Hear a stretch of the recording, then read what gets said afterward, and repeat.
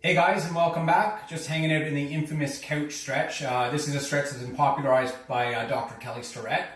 I really like this stretch. I consider it more of a nuclear weapon as far as lower body stretches, just because the amount of effect it can have on lower body as well as the amount of muscles it actually stretches, especially from long periods of sitting, which is going to cause a lot of anterior tightness. All the fascia and muscles around the anterior chain is going to become very tight. And so why is that a problem? Well, typically with any knee pain, it's typically because the tissues upstream are quite tight, or even it can affect lower back pain as well, because the tight tissues will dump the pelvis forward, causing more anterior pelvic tilt, which will affect the lordotic curve in the back as well. So very powerful stretch.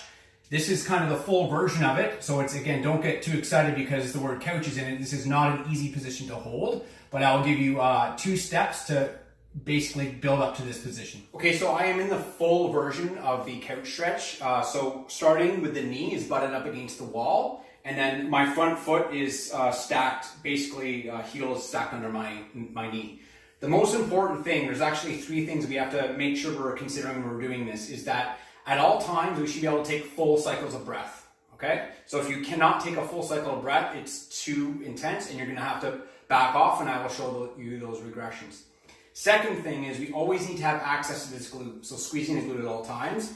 And the third thing is we need to make sure we're bracing our core. So bracing our core is going to eliminate any flared ribs, or especially, guys, what people tend to do is they want to get over zealous with this exercise, and they come up and they turn into banana back here.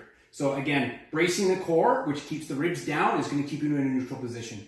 How do you know if your core is braced? Just think, guys, what would you do if someone's going to punch you in the gut? Right? You're going to tense up. It's going to bring the ribs down and put you into more neutral spinal alignment. Okay, so that is the full version. Recommend 2 minutes each side. If you can't do this, let's look at the next one. So there's 2 ways we can access this range of motion and build up to the full position. The first one is keeping the knee exactly the way it is, right? So knees butted up against the wall. And instead of trying to get yourself up in that position, you're just going to call in a friend, any kind of implement that's going to help you prop up. And guys, even in this position, remember, access to the glutes, full breaths, bracing the core. Maybe it's just hanging out here, no problem. And then over time, you may scoot this up, but again, you're holding on to something, and then eventually here, and then eventually into here. Okay, so that's one way of doing it. The second way of doing it is backing the knee off the wall. Okay, so we've backed the knee off the wall, and you're more likely to be able to get into that full position as well too.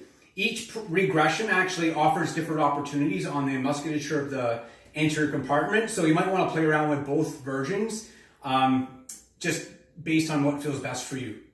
Okay? So remember, guys, 2 minutes each side, access to full breath, okay? Always bracing the core, and always have access to squeezing the glutes.